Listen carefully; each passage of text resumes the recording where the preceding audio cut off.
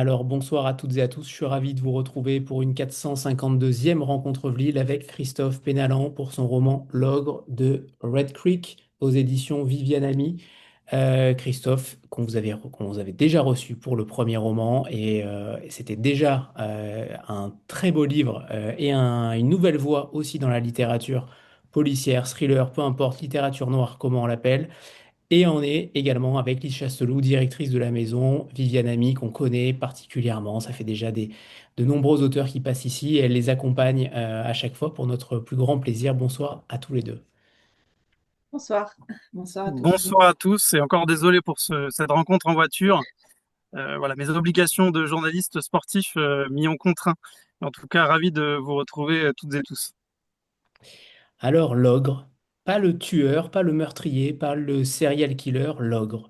Ce mot qui appartient aux enfants, aux contes, aux nuits où l'on laisse la lumière allumée. Christophe Pénalan a choisi ce mot-là sciemment et cette décision seule dit tout. Ce roman parle d'une peur qui ne se dissout pas en grandissant, mais qui se retourne, se minéralise, cherche une sortie, souvent par les mauvaises portes. Red Creek, un ruisseau de Virginie occidentale, un de ces cours d'eau sans majesté, sans légende, qui traverse en silence les arrière-cours de l'Amérique profonde, l'Amérique des lycées isolés, des maisons à un étage, des pères qui rentrent épuisés et qui humilient parce que c'est tout ce qu'il leur reste à distribuer. Ce sont des eaux ordinaires et c'est souvent dans ces eaux ordinaires qu'on trouve des corps. 2008, l'année Obama, le grand récit de l'espoir, mais dans le roman de Christophe Pénalan, on ne voit pas le leader charismatique, on voit plutôt Sean Lapierre, lycéen, retrouvé mort. On voit Andrew Phillips, 16 ans, sa caméra sous le bras, qui décide que cette mort-là n'est pas une tragédie, mais plutôt une opportunité. Christophe Pénalan, formé au journalisme à Nice, reporter sportif à Ouest France, a passé des années à raconter ce que les corps font dans le monde, sur les terrains de sport, dans les salles de tribunal, au bord des faits divers. Et ces faits, quand on les regarde sans les arranger, sont déjà une forme de fiction. Ils ont des personnages, une dramaturgie et souvent un twist. Il a aussi grandi dans une cave, cette cave récurrente dans sa mémoire, celle de son ami où il regardait Blair Witch et Rec sur un ordinateur modeste à trois sur des chaises dans la nuit. Le found footage comme expérience physique presque clandestine où ce qui tremblait à l'image semblait vrai parce que personne n'avait les moyens de faire semblant. C'est de là que vient l'ogre de Red Creek, d'une cave, d'un fait divers, d'un adolescent qui filme, d'un père qui dit à son fils qu'il est une lavette, d'une solitude sans témoin. Ce roman est la somme de tout ce que l'auteur a absorbé, le cinéma, la presse, la Bretagne et l'Amérique, l'enfance et la violence adulte, et il a mis tout cela dans la main d'un garçon de 16 ans qui tient une caméra comme une arme. Ce soir, il est avec nous, avec son éditrice, Lise Chasteloup des éditions Viviane Ami, dont la collection Chemin Nocturne est depuis des années ce lieu rare où le polar français cesse d'être une marchandise pour redevenir littérature. Alors ce soir, silence, ça tourne. Christophe, je suis ravi de vous retrouver parce que j'avais véritablement beaucoup apprécié ce premier roman et j'ai encore plus apprécié celui-ci parce qu'on sent qu'il y a encore une évolution différente. Il y a évidemment votre patte, mais il y a aussi beaucoup de choses qui n'étaient peut-être pas encore dans le premier roman et je suis ravi de voir cette évolution-là. J'aimerais que vous nous parliez de cette naissance de ce livre-là. Est-ce que ça vient de l'adolescence? Est-ce que ça vient de ces moments-là où ce found footage est apparu? Ce moment si important dans le cinéma qui a bouleversé beaucoup de choses et qui a permis à beaucoup d'adolescents d'être quasiment des héros. Merci déjà Anthony pour ce magnifique résumé. C'est toujours compliqué quand on pose la question d'où vient l'idée première du livre, parce que c'est des choses que je conscientise pas tout de suite en fait. C'est le livre est venu d'une idée, est venu de la fin finalement de l'histoire, est venu du twist et ensuite j'ai déballé tout le reste. Mais voilà, l'idée vient comme ça. On peut dire d'une illumination. Enfin, en tout cas, elle est venue comme telle. Moi, je l'ai vue d'abord comme un film. Voilà, ceux qui ont lu le livre ou ceux ceux qui pourront le lire comprendront vite pourquoi. Mais je l'ai pensé comme ça et ensuite je me suis dit tiens, pourquoi pas essayer de le mettre en forme en livre, ça peut marcher quand même. Et ensuite, tout ce qui est influence, ça vient après. En fait, on se dit ah bah oui, en fait, on démêle l'inconscient quelque part. On se dit bah oui, il y avait des influences qui sont là, qui viennent de la jeunesse, d'une adolescence qui, enfin, pour ma part, a été heureuse, hein, parce qu'on parle d'une adolescence qui l'est un peu moins dans le livre. Mais c'est vrai que ça vient de tout ça, ça vient de ces films filmés à l'épaule, qui ont révolutionné le genre de l'horreur, du thriller au début des années 2000. Et c'est en ça que je me suis inspiré, mais sans forcément l'avoir en tête en fait finalement. Alors, j'aimerais qu'on parle d'Andrew Phillips, évidemment, puisque c'est lui qui tient la caméra, passionné de cinéma, vous aussi, vous l'êtes. Vous tenez la plume à ce moment-là, on va reparler tout à l'heure de la structure narrative, mais jusqu'où va cette ressemblance avec ce gamin? Et jusqu'où vous en êtes finalement délibérément éloigné? Est-ce que c'est... on voit qu'il y a dans Andrew, en fait, quelque chose de l'enfant qui observe le monde à travers cet objectif-là pour ne pas avoir à l'affronter directement. Est-ce que vous vous reconnaissez aussi dans ce geste-là? Un petit peu, puisque avec les amis, voilà, avec lesquels je visionnais des films dans une cave, comme vous l'avez bien remarqué, chauffé, hein, je précise, on n'était pas, on était loin d'être miséreux, mais en tout cas, oui, on était un peu, on va dire, au lycéen, à cette époque-là, on était un peu, voilà, à la marge, on était un peu geek, quoi, si vous voulez. On regardait ces films-là tous les samedis soirs et ça nous faisait marrer.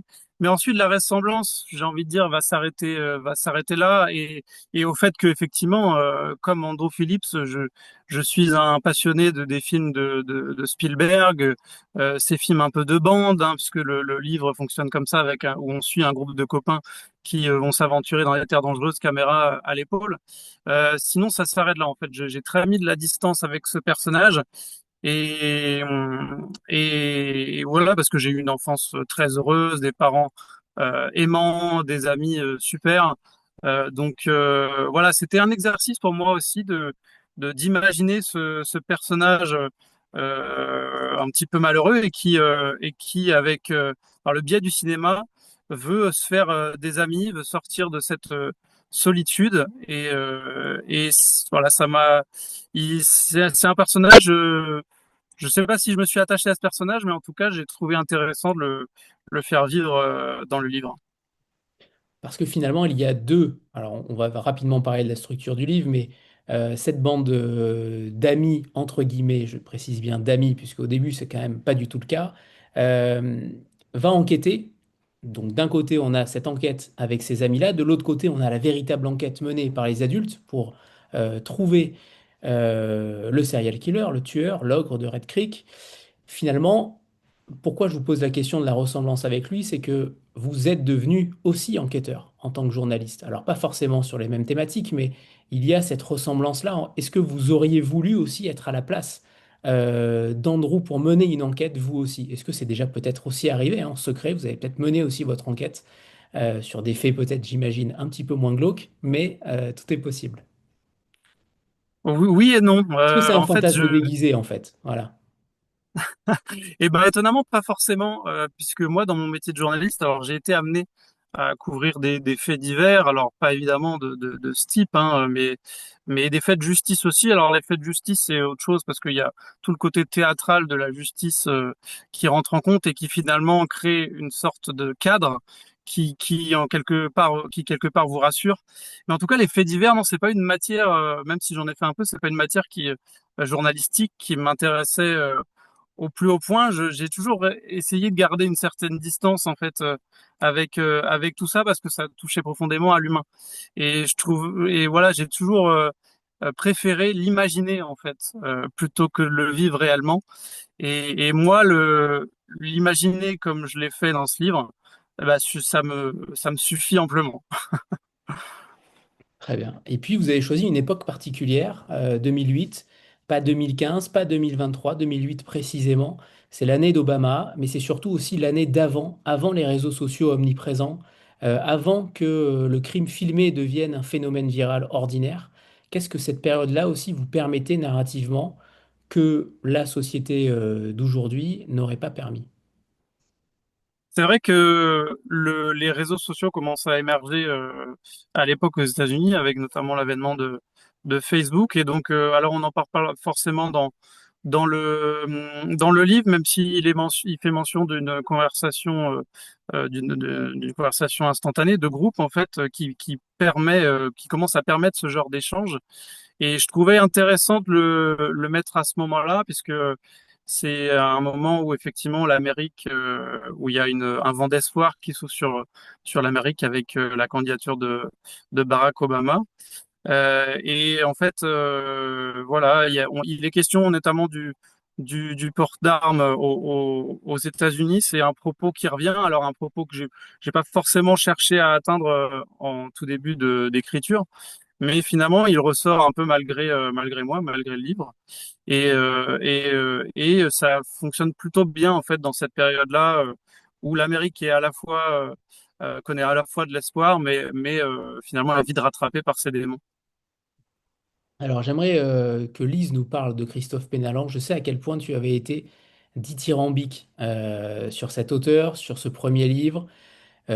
Christophe te remercie aussi chaleureusement à la fin du livre. Et on sait que vous avez une relation qui auteur-éditrice qui est clairement très forte et que vous retravaillez le texte souvent, de ce que j'ai cru comprendre dans les remerciements. J'aimerais que tu nous parles de cette évolution, Christophe, entre le premier et le deuxième.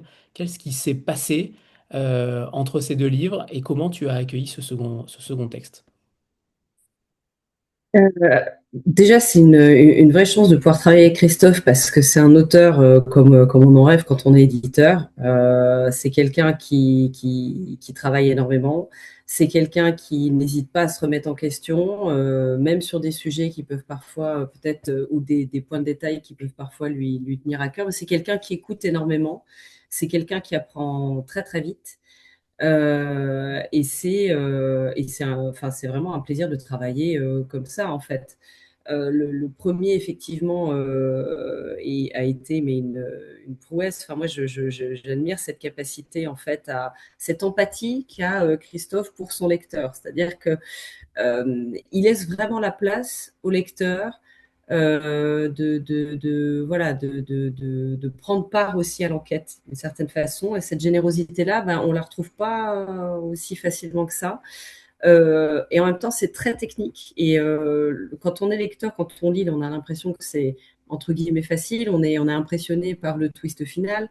On est impressionné par ce genre de choses. Mais quand on édite ce texte-là, quand on a une première lecture, en fait, il y a tout un potentiel qu'il faut aussi savoir régulier, mettre en valeur. Et ça demande énormément d'humilité, à la fois du côté de l'éditeur et à la fois du côté de l'auteur. Et je trouve que ça, en fait, quand on a cette attitude-là, pour justement que tout converge vers le bonheur du lecteur, on est sur la bonne voie. Et c'est vrai que voilà, Christophe, en fait, parce qu'il est journaliste aussi, il a vraiment cette dimension-là en tête. Et il a une façon d'orchestrer ses intrigues, c'est toujours très pensé, c'est toujours, c'est pas quelqu'un qui vous fera perdre du temps ou quoi que ce soit, hein, vraiment pas. Il a une très très belle maturité, enfin, que ce soit pour le premier roman et pour le second roman. Bah oui, là encore, moi, j'étais agréablement surprise. Et je dois dire que la période aussi dans laquelle il inscrit ces deux intrigues, euh, on sent vraiment qu'il a des souvenirs qu'il habite encore, en fait, hein, très clairement. Et on sent aussi cette obsession, justement, pour euh, comment dirais-je, pour les thrillers américains, mais avec cette vision très, malgré tout, très européenne aussi, avec cette mise à distance, en fait, très européenne. Il y a toujours quelque chose il y a toujours un message, en fait, un second message après la lecture. Et ça, en fait, 2, 3 jours après, on a toujours la lecture en tête. Et il y a plein de petits détails comme ça qui finissent par émerger. On se dit, mais effectivement, il a extrêmement bien tissé sa toile. Et l'accompagner, voilà, faire en sorte que la toile soit d'autant mieux tissée, c'est un bonheur. Ce que je trouve très fort quand même chez Christophe Pénalan, c'est comment dire, c'est le tissu narratif américain. Si on ne met pas le nom Christophe Pénalan sur la couverture, on est persuadé que c'est un auteur américain qui a écrit ce texte. Alors, je mets un bémol, c'est que je déteste les auteurs américains. Je m'ennuie souvent, la plupart du temps. Et donc là, ce qui est fort, c'est que il y a l'ambiance américaine et en même temps la maîtrise, entre guillemets, européenne. Et ça, je trouve ça extrêmement fort parce que Euh, on a vraiment l'impression, et je ne sais pas si c'est conscient ou pas, Christophe, mais on a vraiment l'impression que vous êtes ce Andrew, que vous êtes cet inspecteur, que chaque personnage est habité de manière américaine. Il n'y a rien qui n'est pas crédible. Tout est euh, évident. On n'a aucun effort à imaginer ce que vous écrivez. Et j'aimerais que vous nous parliez de ça, de cette manière de vous imprégner d'un pays. Après l'affaire Rockwell, clairement, on voit qu'il y a une véritable patte américaine sans être américain. En fait, vous prenez le meilleur de ce qui se passe aux US et vous lâchez le moins bon. Alors, je ne sais pas si c'est conscient, mais si vos influences sont aussi très américaines ou pas, mais j'avoue que je suis vraiment frappé par ça, par votre style américain. En fait, mes influences cinématographiques le sont, et elles sont clairement américaines sur les thrillers, et là-dessus, je le revendique, je trouve là-dessus, ils sont très très très forts, parce que aussi, il y a des réalisateurs aux États-Unis qui le sont énormément. Et puis par contre, les influences littéraires, elles vont être plus britanniques ou françaises, ou d'autres pays scandinaves, italiens. Voilà, donc c'est vrai que c'est un mélange là pareil. C'est pas quelque chose que je vais conscientiser et que je vais chercher à fond quand je vais écrire un livre. Mais bah, ça me fait plaisir en tout cas que vous ayez cette impression parce que effectivement, je m'imprègne de ces personnages, mais tout en gardant une certaine forme de distance. Et c'est sans doute parce que les États-Unis sont assez loin de nous, voilà, où on se dit, bah, ce genre de fait divers, ça peut qu'arriver qu'aux États-Unis finalement. C'est sans doute grâce à ça que j'arrive à garder une certaine forme de liberté, j'arrive mieux à me projeter, à faire fonctionner mon imaginaire, tout en, effectivement, tout en gardant des codes européens. Et puis cette Virginie occidentale, ce n'est pas uniquement un décor anodin, c'est l'Amérique profonde, blanche, pauvre, oubliée, l'Amérique aussi de la crise des opioïdes, des communautés fracturées. Comment vous avez justement habité ce territoire géographiquement? Est-ce que l'Amérique fonctionne aussi pour vous comme un espace de projection, une sorte de miroir grossissant qui serait le reflet de nos propres dérives? C'est toujours délicat parce que, en tout cas, c'est un territoire, moi, que je ne connais pas du tout. J'ai jamais mis les pieds, pour être sincère. Et d'ailleurs, un peu comme d'ailleurs la Californie, juste avant d'écrire le premier livre, il se trouve que j'y suis allé, mais juste à la fin, en fait, le livre n'était pas encore paru. Donc j'ai pu rajouter quelques petits détails, mais en fait, c'était vraiment des détails à la marge sur des descriptions. Mais en tout cas, c'est quelque chose qui, ouais, il y a sans doute un certain fantasme ou une fascination, si on peut dire, pour les États-Unis. C'est un pays immense où il y a une juridiction vraiment particulière. Donc en plus, le champ des possibles est peut-être un peu plus vaste encore qu'en France et même si on prend l'Union européenne dans sa globalité. Et c'est vrai que voilà, ça me fait toujours bah, c'est un kiff en fait d'imaginer un territoire, de faire des recherches et de d'imaginer cette ambiance. Voilà. Et puis c'est vrai que j'ai pas mal lu des choses aussi sur le sort des autochtones aux États-Unis, au Canada et sur les problèmes que ça engendrait. Donc le livre en parle un petit peu. Donc c'est ouais, c'est vraiment développer l'imaginaire du plus possible pour dépeindre une ambiance, un territoire qui, est pour le coup, est totalement méconnu, même pour les Américains eux-mêmes d'ailleurs. Tu voulais intervenir, Lise, je crois. Oui, oui, oui. En fait, tout ça m'inspire cette réflexion. C'est-à-dire que, par exemple, d'Hitchcock, on pourrait dire que c'est quand même le plus européen des réalisateurs américains d'une certaine façon, parce que toutes ces intrigues sont toujours super bien ficelées. Et en même temps, il y a à la fois, je dirais, toutes alors sans mauvais jeu de mots, hein, mais toutes les psychoses d'une société. En fait, les États-Unis, je crois, synthétisent vraiment toutes les déviances, tous les possibles de la société occidentale telle qu'on la voit maintenant. Et ça, Christophe, en fait, je trouve qu'il l'a extrêmement bien compris, il l'exploite extrêmement bien aussi. Finalement, comment dirais-je, et ce regard très européen, c'est-à-dire trouver toujours une intrigue qui certes va être dans un cadre peut-être qu'on connaît rassurant, mais c'est justement en fait cette intrigue qui sort de l'ordinaire, qui va venir justement compléter finalement et qui va venir malmener d'une certaine façon le milieu très américain, mais qui est en fait une sorte de miroir aussi de nos sociétés contemporaines. Voilà, c'était tout ce que je voulais dire et je trouve que Christophe le fait très bien.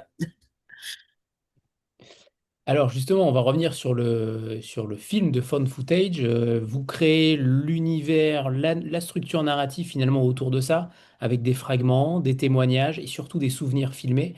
Est-ce que cela, ça a modifié aussi votre façon d'écrire? Parce que pour ceux qui ne l'ont pas encore lu, on a d'un côté donc l'enquête de manière traditionnelle, de l'autre côté, on a ce jeune homme qui filme et donc chaque début de chapitre commence par la mention enregistrement REC, qui n'est pas anodine forcément. Et donc, on est véritablement caméra sur l'épaule avec ce jeune homme. Ce genre de film, c'est un peu une forme du doute. On ne sait jamais si ce qu'on regarde est vrai. Et j'aimerais que vous nous parliez finalement de cette instabilité du réel dans la prose. Comment on gère ces deux manières d'écrire? C'est compliqué parce que déjà, tout simplement, il y a des parties qui sont racontées à la première personne. Et puis d'autres qui sont racontés à la troisième, voilà, comme l'était la totalité du livre précédent, Eden l'affaire Gwen. Là, il y a vraiment, effectivement, comme vous l'avez dit, de narrations qui se chevauchent, qui sont totalement différentes, et c'est challengeant en fait. C'est un challenge que je me suis mis, voilà, avec un petit moyen mémotechnique à chaque fois et visuel pour s'y retrouver. Mais c'est vrai que c'était pas forcément évident de garder une ligne de conduite, à garder un certain équilibre en fait entre les parties où on est avec Andrew, caméra à l'épaule, et puis ensuite avec les policiers. J'essayais à chaque fois de visualiser tout ça dans ma tête en fait, puisque il faut essayer de faire en sorte qu'on puisse s'imaginer ça comme un film. Et donc forcément, il y a des passages où on est obligé de se souvenir qu'en fait on est dans une caméra, donc tout simplement, il y a des choses parfois qui paraissent bêtes, mais il faut penser que si jamais le gamin qui tient la caméra, tout d'un coup, il décide de se mettre en scène devant la caméra, il faut que ce soit un autre qui tienne la caméra. Enfin, ce genre de choses, et c'est pas évident, c'est assez challengeant, et effectivement, je pouvais moi-même parfois me perdre dans cette structure-là. Ouais, pareil, être, comme vous dites, à la frontière du réel, en fait. Il y a ce qu'il y a en face de la caméra, ce qu'il y a derrière, et puis comme un peu sur un plateau de cinéma, en fait, tout simplement. Et puis Andrew, il dit à un moment donné dans le livre, je n'avais personne à qui me confier.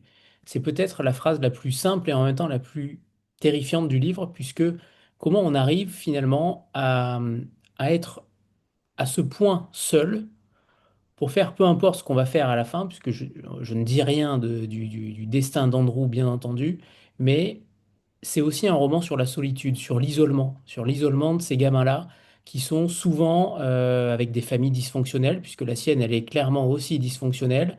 Son père le traite de la vette régulièrement, il n'y a pas de dialogue particulier avec eux. Son frère lui cherche des noises perpétuellement, constamment.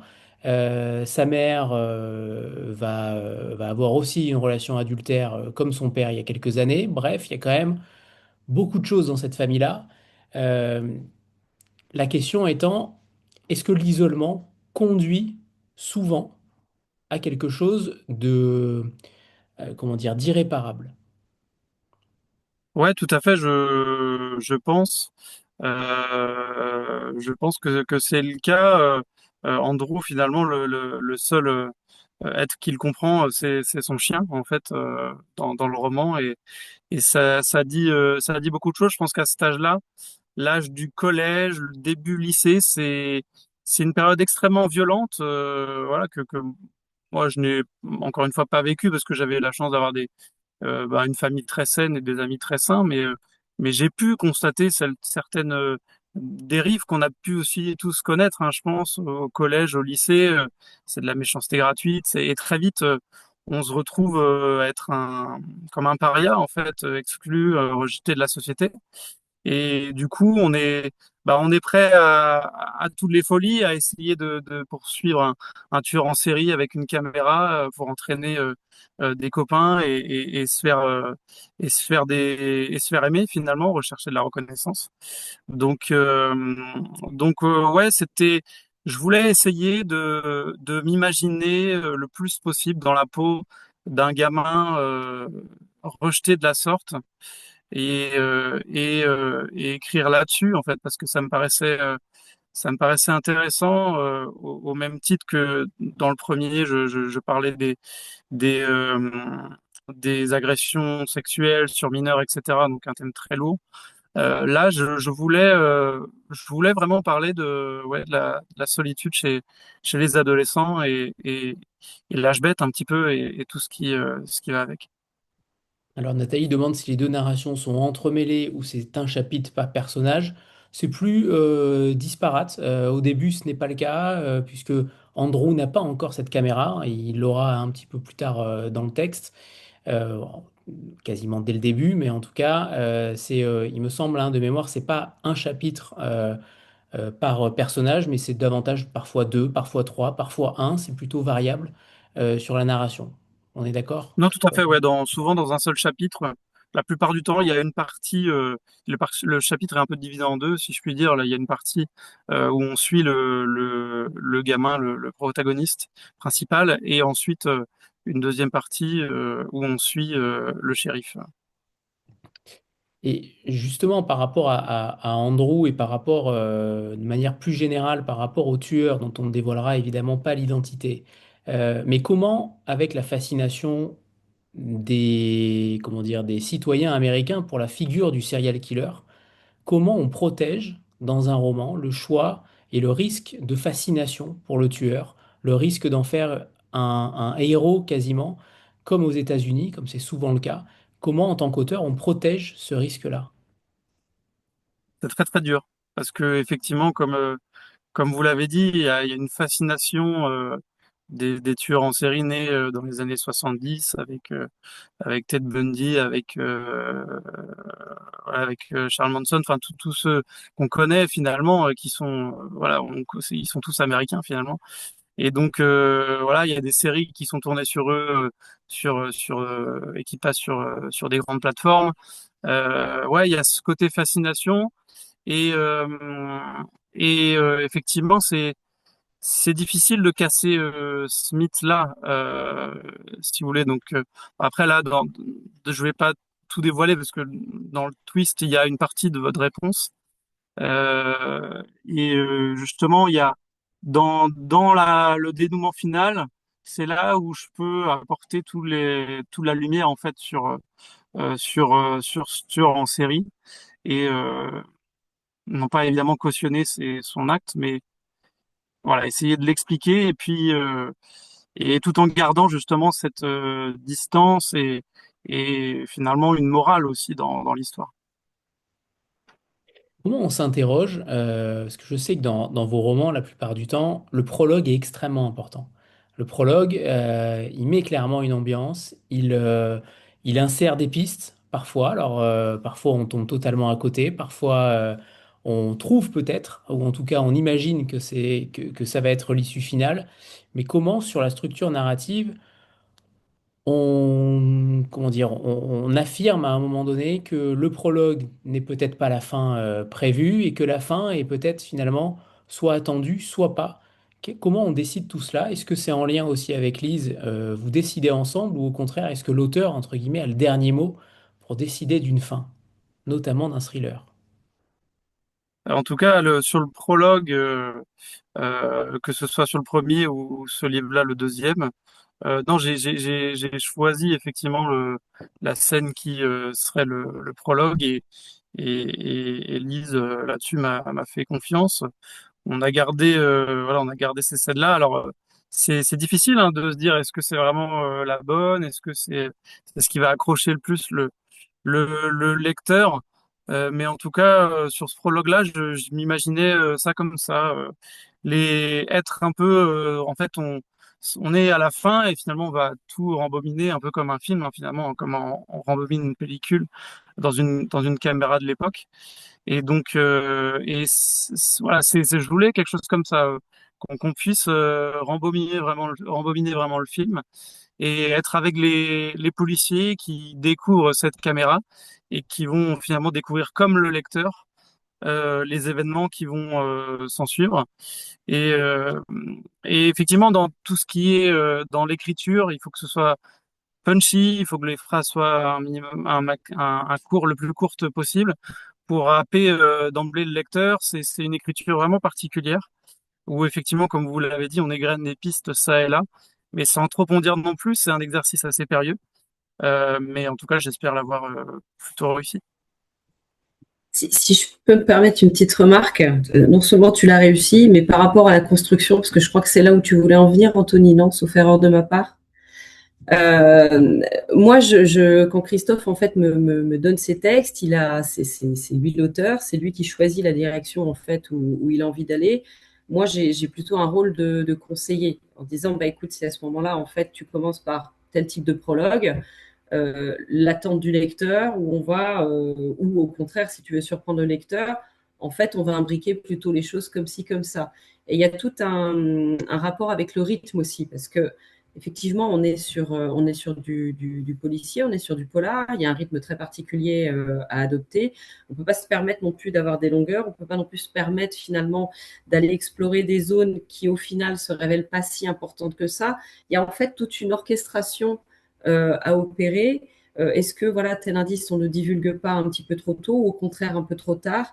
Et en fait, c'est vraiment un travail d'orchestration après. Mais sur la partition, c'est vraiment Christophe qui écrit les notes, qui fait dans l'ensemble, je dirais, ces grands mouvements. Et moi, à l'intérieur des mouvements, ou alors d'emblée, je dis, bah là, on est parti plutôt sur une symphonie. En fait, il vaudrait mieux aller sur un opéra avec tel acte, etc.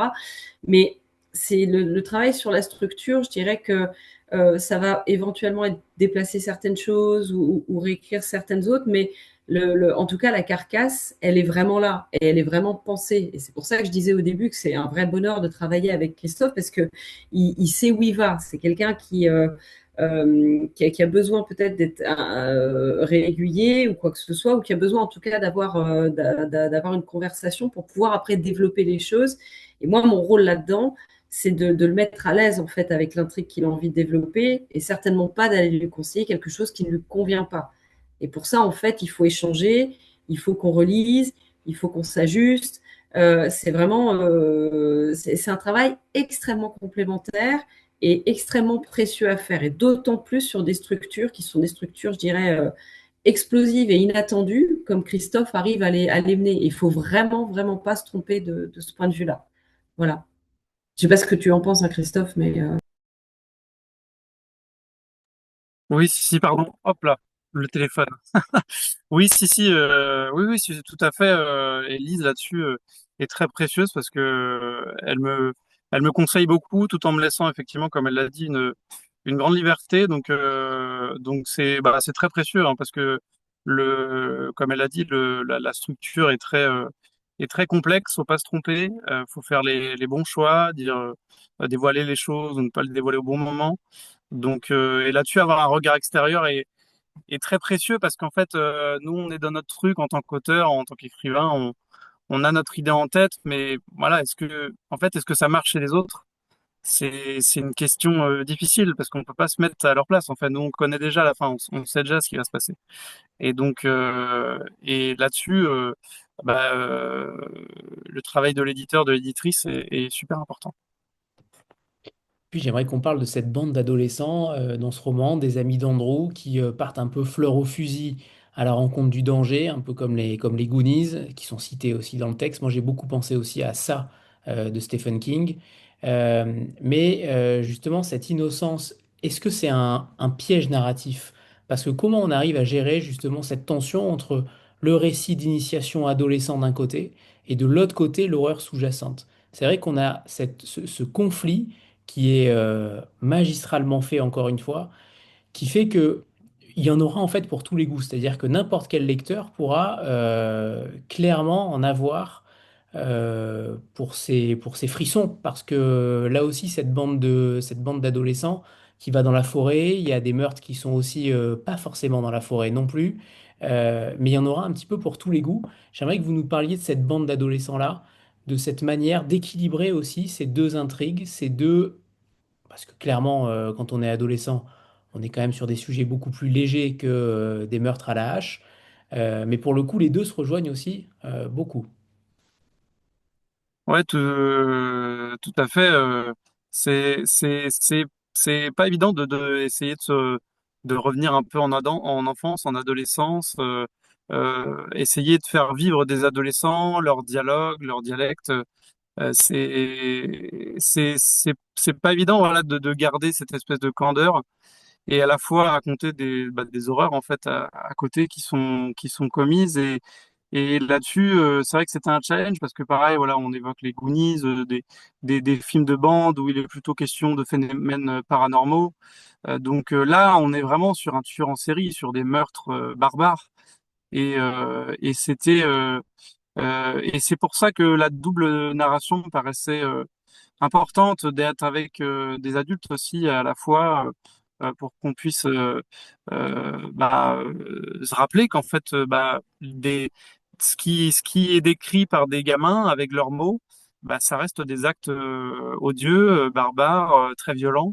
Voilà, donc c'est pour ça que en étant un peu avec les policiers, avec le shérif, on on a ce truc en tête. En tout cas, c'est ce que j'ai cherché à faire. Et je trouve que pour une fois, dans ce genre de thriller-là, quand on respire, c'est quand on est presque avec les policiers. Contrairement à d'habitude où on respire souvent avec des scènes qui sont avec les proches ou autres. Là, on respire presque quand ce sont les scènes avec les enquêteurs. Je ne sais pas si c'est là aussi quelque chose que vous avez imaginé ou pas ou conscientisé, mais j'ai l'impression que le calme vient plutôt finalement des enquêteurs, des chapitres sur les enquêteurs. C'est vrai, enfin, en tout cas, c'est marrant que vous disiez ça parce que ouais, ça rejoint un peu ce que je disais avant. En fait, il y a le côté, le calme des adultes avec, en parallèle de la tempête dans le crâne des adolescents. Et effectivement, dans la mesure où les adolescents vont être très proches du danger, un peu plus que les policiers qui, eux, galèrent un peu, hein. Ils ont plusieurs pistes à étudier. Eux, les adolescents, ils sont convaincus d'un truc et finalement, ils font s'approcher au plus près de la triste réalité. C'est aussi pour ça, je pense, c'est parce que les, les, les policiers sont un peu plus loin du vrai. Alors, ils vont se rapprocher, évidemment, à la fin. Les deux trajectoires vont se converger. Mais sans doute que c'est lié à ça. Très bien. Alors avant qu'on continue, c'est le moment de nous lire un extrait, Christophe. Et Ouais. oui, Christophe a bien prévu le livre en plus. J'ai bien pris le livre. Alors, je vais juste essayer de stabiliser le téléphone pour vous le lire parce que, hop, tout à l'heure, en voulant couper mon son, j'ai j'ai perdu l'équilibre précaire sur lequel j'avais réussi à me... Hop, voilà, je pense que ça devrait être bon. Hop, on va partir là-dessus. J'espère que ça va se stabiliser. J'ai choisi le premier extrait, donc c'est le prologue dont vous parliez tout à l'heure. Donc, euh, donc voilà. L'image surgit dans la lumière du vidéoprojecteur sur le mur blanc situé face aux chaises sur lesquelles s'étaient installés les agents. Une fenêtre s'ouvrit automatiquement et des fichiers vidéo apparurent par dizaines. L'agent du FBI les classa par date, puis cliqua sur le premier. Une autre fenêtre s'ouvrit et la tête d'un jeune garçon apparut à l'écran. Le shérif Campbell et Matt Crutchlow le reconnurent aussitôt. Ses cheveux bruns, qui tranchaient avec ses cheveux blonds, étaient abrités sous des lunettes noires et rectangulaires qui contrastaient avec son visage rond. L'agent lança la lecture du fichier. Bonjour à tous, je suis Andrew Phillips, et à ceux qui regarderont cette vidéo, sachez que nous allons vivre ensemble des aventures extraordinaires. Un frisson parcourut l'échine du shérif, qui, courbé sur sa chaise, ne put s'empêcher de se prendre la tête entre les mains. La culpabilité l'envahit de plus belle. Il se frotta le visage, comme pour se persuader que ce n'était pas un cauchemar. Les vidéos étaient d'une durée très variable, et plus le visionnage avançait, plus il craignait de redécouvrir les scènes que lui seul dans la salle connaissait déjà. Ses yeux fatigués, rougis par la nuit blanche et les larmes, parcoururent les bandes, 5 heures durant, jusqu'au drame. Il vit le monstre apparaître à l'écran, l'ogre de Red Creek. Il vit ses pauvres victimes et le sort funeste qu'il leur avait réservé. Lorsqu'il assista à ce déchaînement de violence, il eut bien du mal à y croire, comme tout le monde dans l'obscurité de cette pièce. Merci Christophe.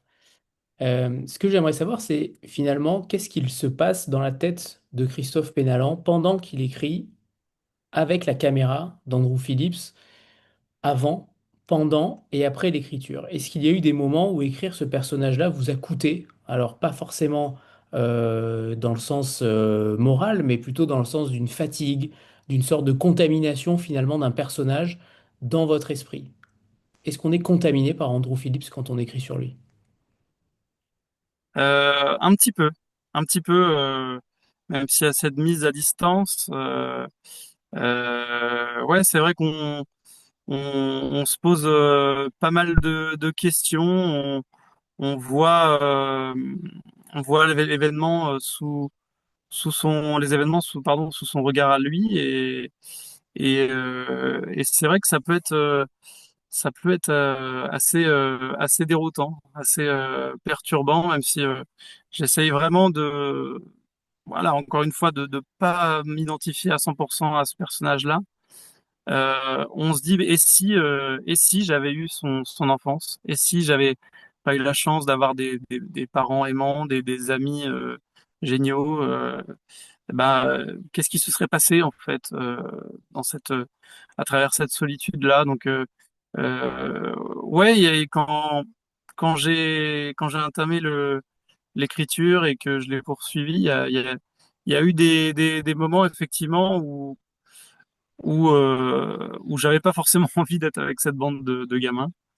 Euh, et euh, mais bon, on se remet très vite dedans et parce qu'il y a, ouais, il y a la carotte de la fin, quoi. Il y a le dénouement final, quoi, sur lequel on a envie d'aller. Tout à l'heure, on parlait de plusieurs couches finalement de réalité, puisqu'il y a ce que Andrew montre, il y a ce que l'enquête révèle, et ce que le lecteur aussi croit comprendre. Quand vous écrivez, est-ce que vous avez une sorte de carte de ces différents niveaux de vérité sous les yeux? Est-ce que vous avez, sur chaque fait, par exemple, que vous dévoilez, un moment où vous dites ce que le lecteur va comprendre, ce que j'ai envie de montrer, et ce que je n'ai pas envie de montrer? Pas forcément, même si effectivement c'est un exercice périlleux. Alors je fais pas partie de ces auteurs qui vont vous dire bah moi j'ai pas de plan, j'y vais comme ça et puis bah alors, enfin c'est quelque chose sur lequel je serais incapable de faire ça moi en tout cas bah j'ai beaucoup de d'admiration pour ceux qui réussissent à le faire. Mais en tout cas moi j'ai besoin d'avoir une structure en tête aussi sur papier mais par contre, pour tout ce qui est niveau de compréhension de l'histoire, comme vous le dites, là-dessus, non. J'essaye de moi à chaque chapitre finalement, à chaque partie, sous-partie de peser le pour et le contre. J'ai pu modifier des choses aussi, hein, parce que quand on change aussi quelque chose à la fin de l'histoire, par exemple, il faut qu'au début ça puisse coller. Donc c'est pas forcément facile, mais non, en tout cas, je suis pas quelqu'un qui va mettre vraiment tout sur papier. J'ai ma grande structure et ensuite je me laisse une liberté quand même au cours des chapitres. Et puis on l'a dit, vous êtes journaliste. Est-ce qu'il vous est arrivé parfois dans votre pratique professionnelle ou personnelle, ça vous nous direz, de rencontrer des cas qui ressemblent à certains de ces individus et notamment à un personnage euh, avec ces individus un peu broyés par leur environnement dont personne ne voyait finalement la trajectoire? Est-ce que il y a des ressemblances dans les personnes que vous avez pu côtoyer? Dans le texte, il est question aussi du loup de l'Idaho. Alors, j'ai pas vérifié si le texte était réel ou pas. Il y a un roman à un moment Non, donné, il l'est pas. il est pas. Ok, ok. Il est fictionnel, ouais. Ouais. Tout à fait.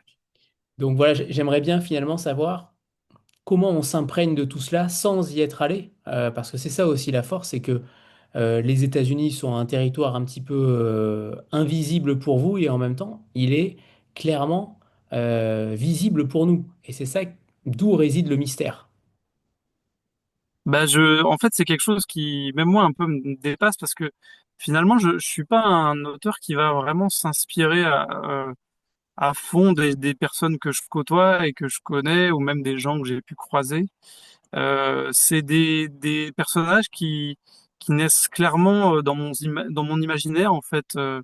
Et pour le coup, voilà, vous me posez la question, mais je trouve pas forcément de ressemblance avec des personnes réelles. En fait, il y a des traits de caractère, mais finalement, non, là-dessus, je garde vraiment une grosse distance et il y a que mon imaginaire qui fonctionne. Et par rapport au dialogue, parce que je trouve que là aussi il y a un vrai travail sur les dialogues, c'est souvent ce qui pêche dans les romans policiers, dans les thrillers, c'est pas toujours juste. Et là pour le coup, ça tombe vraiment juste, là aussi avec cet esprit très américain, notamment lorsqu'il y a ces dialogues entre les réserves indiennes et les purs Américains purs et durs. Il y a un vrai dialogue à chaque fois qui est flagrant entre eux, et tout sonne très juste. Euh, Toute votre écriture, elle est très cinématographique, très visuelle. Vous alternez parfois des descriptions très immersives et à la fois des dialogues très nerveux. Tout ça, parfois avec la caméra sur l'épaule, parfois pas. Mais comment on travaille ce genre de dialogue, notamment en pensant aux angles de caméra, à ce que le regard capte en premier. Il y a quand même tout un travail autour de ça, d'écrire sur une caméra portée à l'épaule, qui est quand même fascinant. Comment vous avez travaillé ça? Est-ce que vous avez vous aussi porté la caméra sur l'épaule à un moment donné pour imaginer ce que ça allait rendre aussi avec un texte? Totalement. On est avec des adolescents, avec la caméra, donc en fait, il faut essayer d'imaginer ce que sont des dialogues d'adolescents qui vont être complètement différents de dialogues, le dialogue d'un médecin légiste, de ce que va dire le shérif, le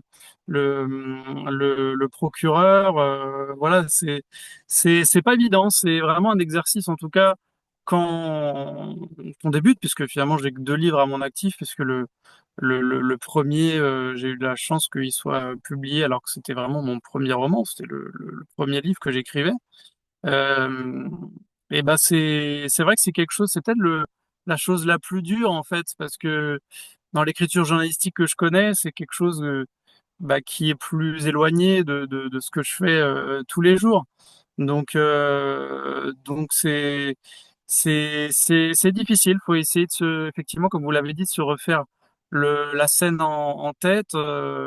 Imaginer des gens qui conversent entre eux, et la caméra rajoute effectivement cette dimension, cette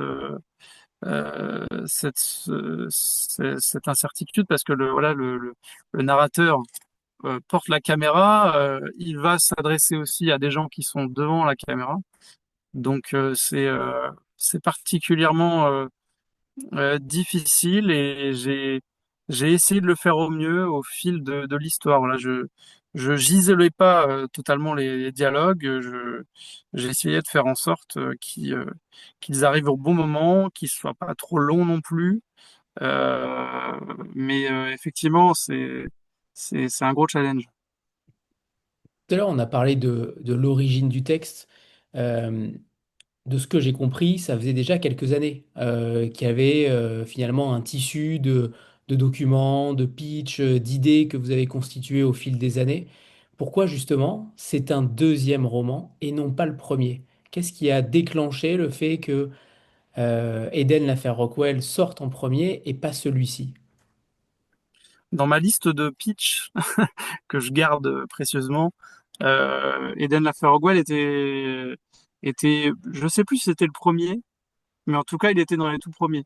Donc voilà, c'est tout bête, mais d'un point de vue temporel, en fait, j'ai eu l'idée de l'orgue de Rectric après, mais avant tout de même avoir écrit le Eden Laferrogwell. Donc il y avait déjà cette idée, en fait.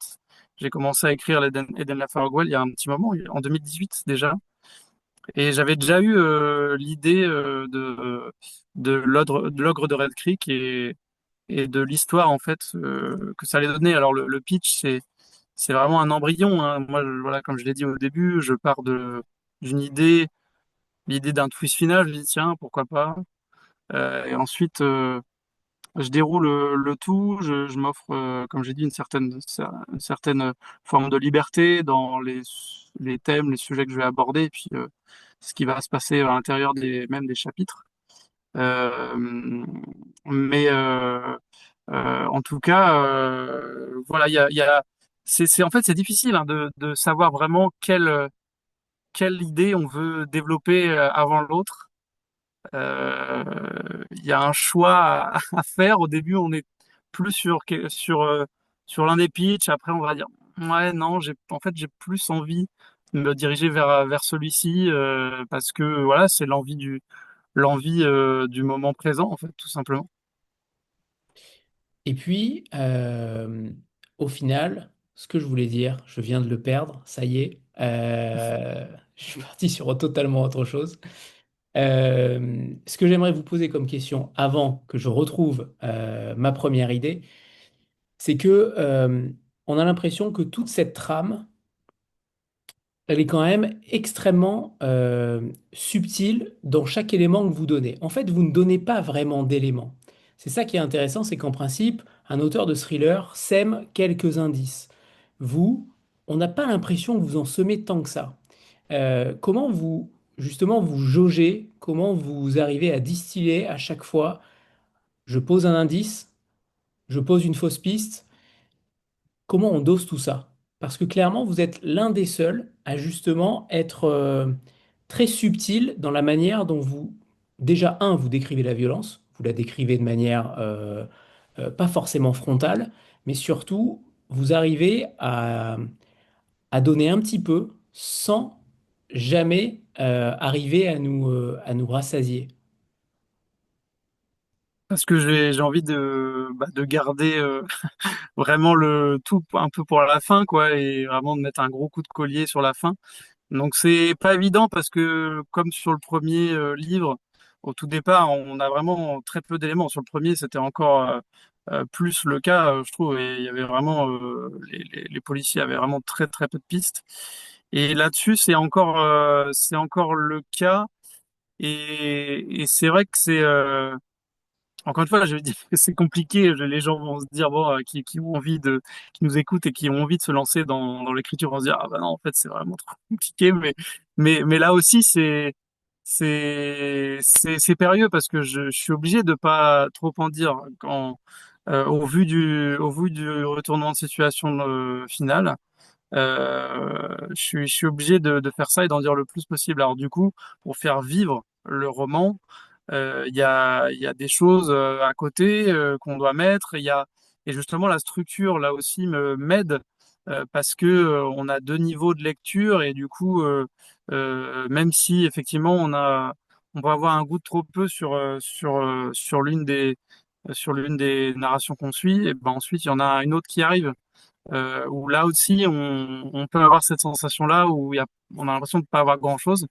Mais finalement, avec peu, euh, je- j'ai essayé de faire beaucoup, en tout cas à la fin, que tout converge, que les petites pistes qui sont égrenées ça et là se regroupent à la fin et créent un ensemble où on se dit ah oui tiens c'est vrai il y avait ça et euh, et moi, je pourrais pas avoir la chance de pouvoir relire le livre, en fait, parce que dès la première lecture, je sais ce qui s'y passe. Mais le relire, avoir une deuxième lecture, une fois qu'on connaît le twist, ce serait quelque chose d'assez intéressant parce qu'on se dirait, ah ben tiens, c'est vrai que euh, il a dit ça à ce moment-là, donc on pense à la fin, on se dit, bah tiens, c'était pas anodin, c'était pas étranger. Est-ce que d'ailleurs, Si je puis me permettre une petite intervention par rapport à la structure, en fait, c'est une course de relais, c'est-à-dire qu'il y a toujours des intrigues secondaires, il y a toujours une intrigue principale, il y a effectivement des fausses pistes, mais des fausses pistes qui sont pas tant des fausses pistes que ça, d'une certaine façon. C'est vraiment, là encore, enfin, j'en reviens à l'orchestration. C'est une orchestration qui est très linéaire, mais qui est polyphonique en même temps. Et en fait, c'est ce que tu disais aussi, Anthony, c'est-à-dire que quand on est avec les inspecteurs, on va avoir un temps de repos, on va avoir un tempo qui est beaucoup plus lento. Et puis quand on va être avec les adolescents, avec la fougue justement adolescente, avec l'effervescence, on va aller vers quelque chose de plus, alors pas forcément, pas toujours allegro, mais il y a quand même des moments aussi où... et en fait, on est plus sur un seuil aussi psychologique. En fait, il y a une dimension à la fois rythmique, je dirais rythmique, psychologique, et puis vraiment des intrigues où il faut savoir lâcher au bon moment. Et quand on lâche d'un côté, en fait, on va plutôt tendre de l'autre, et inversement. Donc c'est vraiment une mécanique voilà, que Christophe arrive à mettre en place aussi et qu'on révise en fait après, une fois que, voilà, que Christophe me confie le texte. Par rapport à Andrew, justement, Christophe, on voit que il veut laisser une trace. Alors là, on ne trahit rien puisque c'est le prologue, puisque les enquêteurs voient le film d'Andrew comme une sorte de film de fin, comme une sorte de carnet intime finalement.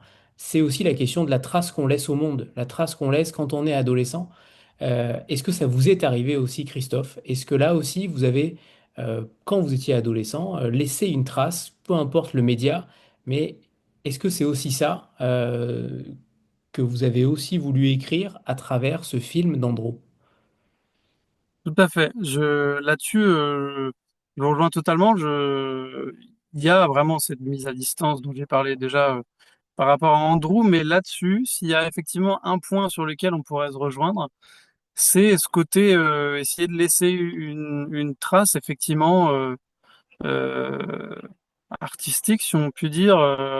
Moi, voilà, la modeste trace que je laisse, c'est des romans, mais je me souviens qu'adolescent, j'essayais déjà d'écrire des petits trucs. Alors, c'était pas des livres comme ça, mais j'essayais de laisser une trace. J'ai essayé de faire un peu de théâtre aussi, donc il y avait toujours un peu cette volonté, pareil, des petits films avec les copains dont j'ai parlé tout à l'heure, avec qui on regardait des films dans des caves. Euh, ouais, il y avait ce côté, il y avait ce côté-là en fait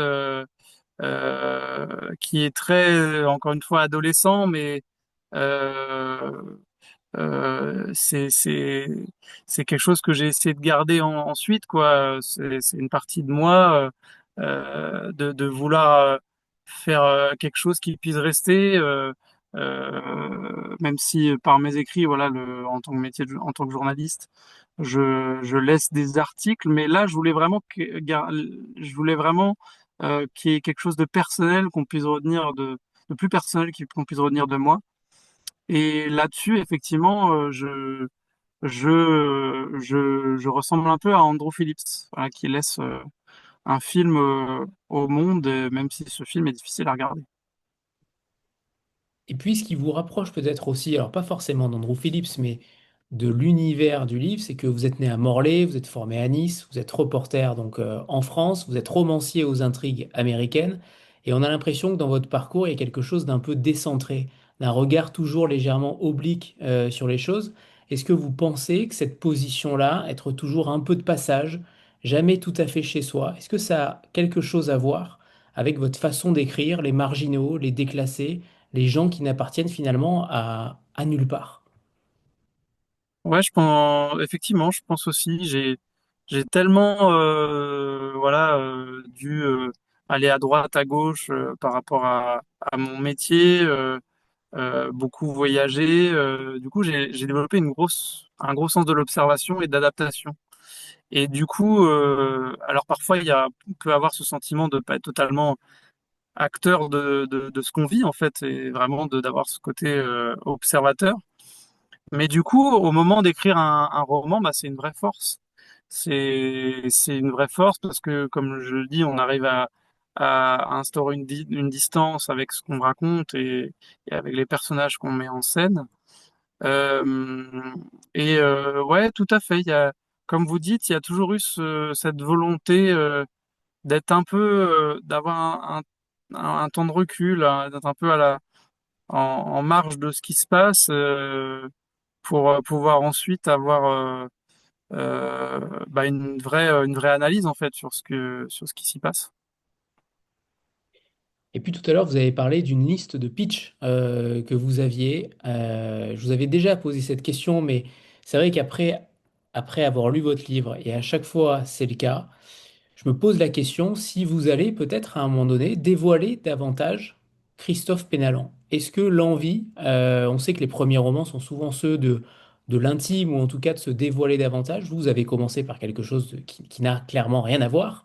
Et est-ce que c'est quelque chose que vous avez envie, quelque chose vers lequel vous avez envie d'aller ou pas du tout? Est-ce qu'au contraire, entre guillemets, la manière de se cacher derrière un thriller, derrière des choses qui sont totalement à l'opposé de vous, est-ce que c'est là où vous voulez continuer d'aller, et notamment à travers le territoire américain? Pour l'instant, c'est là où je puise le plus de plaisir. Les États-Unis, même s'il y a pas mal de pitch où je les imagine aux États-Unis, je fais pas une fixette là-dessus. Je m'interdis rien et voilà. Parfois, les États-Unis, comme je le disais, ça reste un champ des possibles très vaste par rapport aux différentes juridictions, en fait, tout simplement, qui permettent du coup de créer des enquêtes policières un peu insolites. Mais en tout cas, oui, pour l'instant, j'ai envie de continuer à écrire sur des choses qui me sont un peu étrangères. Et voilà, il n'y a pas cette volonté pour l'instant de me dévoiler totalement dans un livre. On me disait souvent quand j'étais gamin que j'étais trop dans la lune. Et ben, en fait, je veux continuer à être trop dans la lune et à imaginer en fait tout un univers de personnages, d'atmosphère. En tout cas, c'est vraiment là où je puise un maximum de plaisir. Non pas que je trouve que ma vie ait son intérêt, mais voilà, j'aime beaucoup la vie que j'ai. Mais moi, en tout cas, personnellement, j'éprouve plus de plaisir dans le fait d'inventer. Est-ce que vous pensez d'ailleurs que Andrew Phillips aurait eu un destin différent s'il avait eu quelqu'un à qui parler? Oui, j'en suis convaincu. J'en suis convaincu. Alors peut-être parfois s'il tombe sur un autre marginal, parfois il peut se créer d'autres choses. Mais oui, moi j'ai eu la chance d'avoir, enfin j'ai la chance encore d'avoir une sœur que j'aime beaucoup et avec qui on a beaucoup partagé lors de notre enfance. Pareil pour les amis avec lesquels j'avais un peu les mêmes centres d'intérêt, les mêmes délires aussi. Donc, donc on se nourrit de tout ça et on ouvre ses chakras.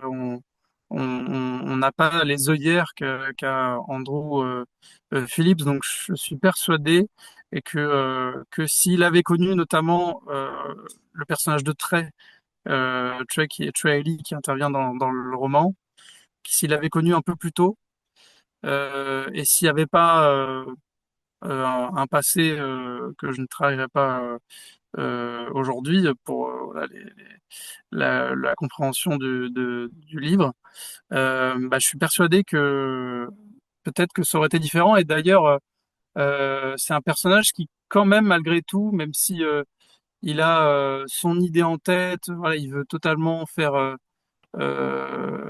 aller à la recherche de l'ogre, caméra à l'épaule, il a quand même quelques doutes au moment du livre. Parce que justement, il n'est plus seul au fur et à mesure de l'histoire. Il est entouré de personnes qui sont en train de devenir des amis, on va dire. Et du coup, voilà, il est plus forcément sûr de lui. Et puis j'ai trouvé aussi qu'il y avait dans ce roman une réflexion un peu souterraine sur la société du spectacle, sur l'horreur qui circule, qui se partage, qui devient souvent objet médiatique. Est-ce que vous pensez aussi que nos sociétés contemporaines fabriquent ce genre de tueurs, des individus qui ne peuvent exister qu'en étant regardés, admirés? Est-ce que c'est aussi, parce que je suis allé trop loin, hein, c'est possible aussi, hein, vous me le dites, hein, mais cette société du spectacle qui dévore parfois certaines âmes? Oui, je pense, encore une fois, je vais parler des séries dédiées aux tueurs en série qu'on voit, qu'on peut regarder sur les plateformes. il y a une certaine fascination. Alors après, je trouve que c'est bien qu'on puisse raconter ce genre de choses et être totalement libre de le faire. Ouais, on le voit de toute façon dans la société actuelle, on veut tout filmer en permanence. Effectivement, il y a ce côté-là où on a du mal en fait à, à lire la frontière entre le réel, ce qui ne l'est pas, effectivement le fait que ce soit derrière une caméra, on a l'impression que ça peut justifier plus de choses en fait, qui sont difficilement pardon, acceptables. Et donc, deux questions que je pose régulièrement aux auteurs qui passent ici. La première, c'est quelle personne de votre entourage que personne ne connaît ici mériterait qu'on écrive sur elle? Donc du coup, ce serait se dévoiler un petit peu là pour le coup. Eh oui, c'est le Euh, prémisse pour le prochain probablement, roman. ouais, probablement un membre de ma famille et une figure féminine. Euh, J'hésiterais sans doute si je devais le faire entre ma mère, qui a un destin quand même assez incroyable, et puis mes deux grands-mères. Je vais choisir l'une d'entre elles quand même, puisque elle a elle a grandi au tout début sur une petite île de Bretagne qui s'appelle l'île de Bas, qui est très charmante d'ailleurs, un peu battue par les vents. Vous voyez, il y a ce côté ce côté un peu austère à l'hiver et puis très beau l'été. Donc elle a grandi dans une maison bretonne typique sur une petite île et ensuite elle est allée sur le continent. Elle a rencontré donc mon grand-père et ils ont sillonné la Seine en fait. Ils avaient ils transportaient des marchandises en fait sur des péniches du Havre jusqu'à Paris en passant par Rouen, etc. Et donc ils ont fait ça pendant la guerre, pendant l'occupation allemande. Et donc je pense que voilà, même si je connais pas tous les détails de leur vie, parce que on est une famille, alors pas évidemment comme celle d'Andrew Phillips, mais où on se dit pas toutes les choses, voilà. Mais en tout cas, je pense qu'il y aurait beaucoup à creuser et je pense que ça pourrait faire un magnifique livre. Très bien, très bien. Lise se frotte les mains. Euh, Quelle question redoutez-vous le plus lors d'une interview? Alors moi, je suis journaliste, donc en fait, Je j'aime sais. bien quand je pose une question, j'aime bien qu'on y réponde. Donc c'est pas tout le temps le cas, donc j'ai pas pour habitude de me dérober sur des questions. Il n'y a pas forcément de questions que je redoute, mais il y a peut-être deux questions qui peuvent me troubler de façon très différente. La première, c'est un peu, bah, en fait, d'où t'es venue l'idée? Alors on y a parlé, on en a parlé déjà au tout début, mais vu que ça sort tellement de mon imagination, en fait, des fois j'ai du mal à expliquer en fait d'où m'est venue l'idée, puisque comme je l'ai dit, c'est des choses qui sont assez inconscientes, qui ressortent en fait après en parlant avec les autres, en parlant de mon livre, comme on le fait aujourd'hui au détour d'une rencontre littéraire, mais voilà, c'est des choses qui me viennent comme ça, instinctivement, et sans forcément que je réfléchisse au pourquoi. Et donc, voilà, ça peut me troubler d'expliquer d'où vient l'idée, parce que je dois un peu me creuser la tête parfois. Mais en tout cas, c'est un exercice que j'apprécie beaucoup. Et la deuxième, qui me trouble, mais vraiment d'une façon différente, c'est quand on me pose la question sur les intelligences artificielles. Alors, c'est vraiment différent, hein, là, pour le coup, mais parce que alors elle me trouble parce que à la fois je trouve que c'est intéressant d'y réfléchir et en même temps je trouve que ça peut parfois être insinué un peu voilà est-ce que il aurait pas utilisé l'intelligence artificielle pour écrire son livre. En fait je vois beaucoup de critiques de commentaires sur certains forums qui sur beaucoup de livres qui disent bah est-ce que ce serait pas écrit avec l'aide d'une intelligence artificielle. Je trouve qu'en fait, ces commentaires-là, ils sont aussi fainéants que l'usage de l'intelligence artificielle en lui-même, en fait. Donc voilà, c'est quelque chose qui m'intéresse, mais me trouble aussi parce que à chaque fois, je me demande en fait où veut en venir la personne qui pose la question. Mais en tout cas, c'est quelque chose sur lequel j'aime bien réfléchir parce que je fais un métier à temps plein qui est celui de journaliste, qui est totalement bouleversé comme plein d'autres métiers par les intelligences artificielles et qui est même menacé par l'IA. Très bien. Alors, il va falloir choisir une question sur les deux que je pourrais poser à Marie Capron, qui est aussi autrice aux éditions Viviane, à qui je poserai donc cette question dimanche. Alors, laquelle choisissez-vous, Christophe? Du coup, vous voulez dire entre Entre sur l'IA le livre, et l'idée du roman. euh, et ben, oh bah l'IA quand même. Je pense il y a L'IA? peut-être plus de Allez. choses à dire, même si voilà, je doute pas que vous allez insinuer que Marie utilise l'IA pour écrire ce livre, mais il y a peut-être plus de voilà, il y a peut-être plus de matière à réfléchir. Très bien, parfait. Elle sera ravie Donc du c'est un peu cadeau. un cadeau empoisonné que je lui C'est fais. ça. Désolé pour Marie. Parfait. Eh bien, c'est le moment de nous lire un second extrait. Christophe, c'est à vous. Alors c'est page 100. Et là, pour le coup, c'est un extrait rec, donc on est censé être avec le narrateur. La nouvelle de la découverte du cadavre s'était répandue comme une traînée de poudre et l'hypothèse d'un tueur en série prenait de l'épaisseur. Le maire de Diorque avait acté la fermeture de toutes les écoles pour une durée d'une semaine reconductible. Pour l'heure, la police n'avait fait aucun commentaire dans les médias, mais ces derniers ne prenaient plus de pincettes. Pour eux, il ne faisait guère de doute que les deux affaires étaient liées. Les forces de l'ordre avaient cette fois bouclé une zone de 30 hectares à l'intérieur de la forêt. Cloîtrés chez eux, les habitants assistaient de leurs fenêtres au bal incessant des véhicules noirs et blancs. Je les voyais depuis ma chambre et filmais chacun de leur passage. En une nuit, tout avait changé. La peur s'était installée sur la ville en même temps qu'un épais brouillard. Des journalistes qu'on n'avait jamais vus auparavant se garaient n'importe comment dans les rues et sortaient leur attirail de leurs camionnettes. Caméras, trépieds, perches de son, projecteurs et réflecteurs de lumière. Quelques instants plus tard, micro à la main, ils démarraient leur duplex en fronçant les sourcils pour se donner un air grave et appuyaient chaque mot, détachaient chaque syllabe pour dramatiser la situation. Puis ils arrêtaient le premier pimpin du coin pour lui distiller deux ou trois questions très orientées, dans l'unique but que celui-ci leur livre le message qu'il voulait faire passer à l'antenne. Oui, ils avaient peur. Non, ils n'avaient jamais connu pareille tragédie par le passé. Et oui, ils redoutaient qu'un tueur en série ne sévisse dans les environs. Merci, Christophe. Alors, quand on ferme le livre, on reste là, un moment, sans savoir exactement où poser les yeux. Ce n'est pas le malaise de l'horreur ordinaire, il passe, celui-là, comme une nausée après un mauvais film. C'est quelque chose de plus lent, de plus sourd, quelque chose qui ressemble à de la culpabilité sans faute précise.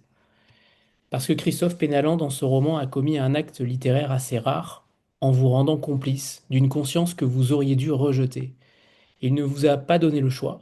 Il vous a installé dans la tête d'Andrew Phillips avec la même précision, la même méthode que le garçon installe sa caméra. Et vous avez regardé jusqu'au bout. La véritable transgression du roman est là. Pas la violence, pas le sang. La violence, la littérature policière en est pleine et on s'en accommode. La véritable transgression est bien l'empathie. Cette empathie malgré soi pour un garçon au destin surprenant, qui avant, rien ne le désignait à devenir autre chose que victime. L'ogre de Red Creek s'inscrit dans une tradition du roman américain, Truman Capote, Joyce Carol Oates, Lionel Shriver, qui n'a jamais accepté de tracer une frontière nette entre les monstres et nous. Ces romans-là dérangent durablement parce qu'ils ne proposent pas de sortie propre, pas de catharsis, pas de distance rassurante, juste la question restée ouverte comme une plaie. Qu'aurions-nous fait de ce garçon si nous l'avions vu? La réponse de Christophe Pénalan, jamais formulée, toujours présente, c'est que nous ne l'avons pas vu, que personne ne l'a vu et que ne pas voir a été, dans ce cas précis, un acte. Il reviendra à écrire d'autres romans, Lise Chasteloup les lira, les traquera, les taillera dans ce qu'ils ont de brut pour ne garder que ce qui tranche. Red Creek sera toujours là, le nom restera, comme restent les noms des lieux où quelque chose d'irréparable s'est produit. Non par la géographie, mais par les mots que quelqu'un a trouvés pour les raconter. Ce soir, Christophe Pénalan vous a dit comment il a trouvé ces mots-là, ce que ça coûte de les trouver, ce que ça libère également. Alors gardez-les avec vous, ils méritent aussi de continuer leur chemin. Merci Christophe, merci Lise. Et donc, c'est L'Ogre de Red Creek aux éditions Viviane Ami. Merci Merci à Anthony. tous les deux. Merci beaucoup, Anthony. Merci pour ces textes très bien écrits sur mon livre. C'était un vrai plaisir. Plaisir partagé. Bravo. Merci à tous les deux. Au revoir tout le monde, bonne soirée. Et donc à dimanche avec Marie Capron qui aura cette question sur l'IA. Au revoir tout le monde. Merci, au revoir. Au revoir. Au revoir.